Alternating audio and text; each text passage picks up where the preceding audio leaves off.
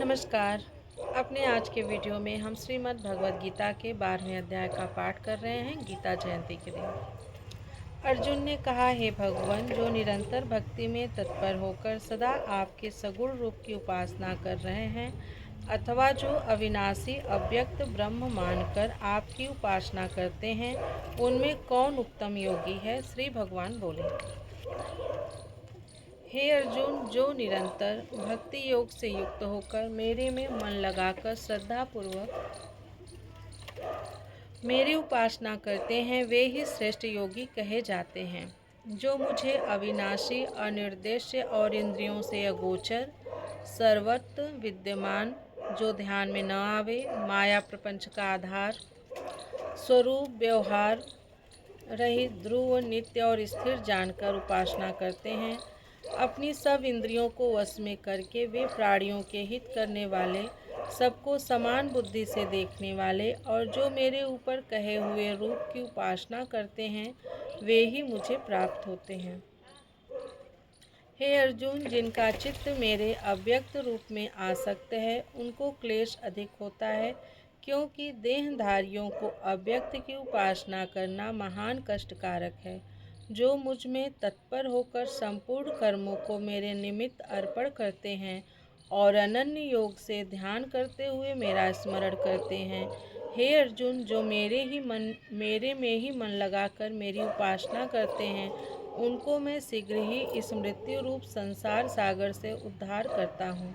इससे तू अपना मन मुझ में लगा दे और अपनी बुद्धि मेरे में स्थापित कर। फिर तू निश्चय ही मुझ में निवास करेगा, इसमें संदेह नहीं है। हे धनंजय, जो तू अपने चित्त को स्थिर करके मुझ में नहीं लगा सकता है, तो इस चंचल चित्त को विषयों से रोककर अभ्यास से मेरी प्राप्ति की इच्छा कर। जो तुम अभ्यास करने में भी असमर्थ हो, तो मेरी प्रसन्नता के लिए शुभ कर्मों को करो। मेरी प्रसन्नता के लिए कर्मों को करने से भी तुझे सिद्धि प्राप्त हो जाएगी। जो तुम यह भी न कर सको, तो अपनी इंद्रियों को वश में करके एकमात्र मेरा आश्रय लेकर संपूर्ण कर्मों के फल की वासना को त्याग दो। अभ्यास से ज्ञान श्रेष्ठ है, ज्ञान से ध्यान श्रेष्ठ है और ध्यान से कर्म फल का त्याग श्रेष्ठ है। कर्म फल का त्याग करने पर शीघ्र ही शांति मिल जाती है।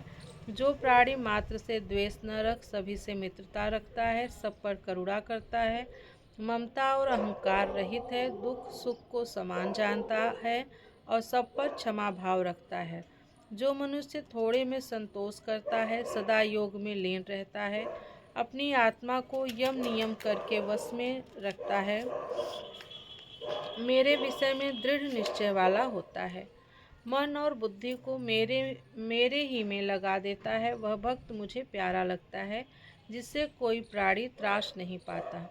और जो स्वयं किसी प्राणी से त्रास नहीं पाता, जो हर्ष, क्रोध, भय और त्रास रहित है, वह मेरा अत्यंत प्यारा है।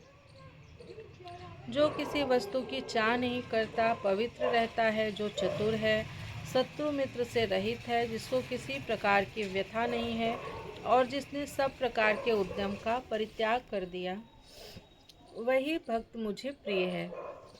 जो प्रिय वस्तु को पाकर प्रसन्न नहीं होता, अप्रिय वस्तु में द्वेष नहीं करता, अप्राप्य की इच्छा नहीं करता, पुण्य और पाप का परित्याग कर देता है, वही भक्त मेरा प्रिय है। जो शत्रु मित्र, मान अपमान, सर्दी गर्मी तथा सुख दुख को समान समझता है और किसी में आसक्त नहीं होता है, वह मुझे प्रिय है। जो स्तुति और निंदा को समान जानता है, कम बोलता है, जो कुछ मिल जाए उसी में संतुष्ट रहता है, किसी एक स्थान पर घर बनाकर नहीं रहता और जिसकी बुद्धि स्थिर है, वह भक्तिमान पुरुष मुझे प्रिय है। जो श्रद्धापूर्वक मेरे आश्रित भक्त इस यथोक्त धर्मामृत रूप भक्ति योग की उपासना करते हैं, वे मुझे अत्यंत प्रिय हैं। इति श्रीमद् भगवद गीता 12वां अध्याय समाप्त। कृष्णाय वासुदेवाय हरे परमात्मने प्रणत क्लेश नाशाय गोविंदाय नमो नमः। मिलती हूँ आप लोगों से श्रीमद् भगवद गीता के 13वें अध्याय में। तब तक के लिए हरे कृष्णा।